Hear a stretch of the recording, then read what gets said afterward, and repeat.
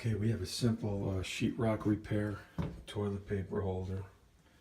Customer leaned on it, came right out, but this was the previous work that was done. Look at this. It's a little overkill. You got to be careful when you're dealing with patches when you have this is a pocket door here. So you don't have too much of a space back here to work with. So you got to be careful. I'm going to do a butterfly patch and we'll see how it goes. All right, so stay tuned. We'll be right back. All right, so what you want to do is remove the holder, obviously, and you want to prepare yourself a patch. So I have these done. I keep them in the trailer. Okay, the diameter is going to be about the same. So you're going to take your bit and you're going to cut this out. Okay, and then we're going to insert that patch. I'll show you how it works in a minute.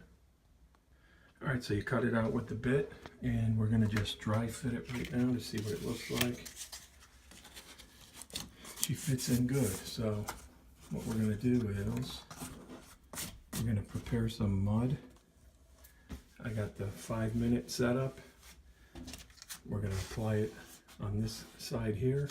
We're going to moisten the back paper, and we're going to stick it on and float it. So stay tuned. Give me a minute. All right, so that's done. That's the first coat. We're going to let that set up. I'm going to sand it lightly, then give it one more coat, and then we're going to set that guy back into place. So stay tuned.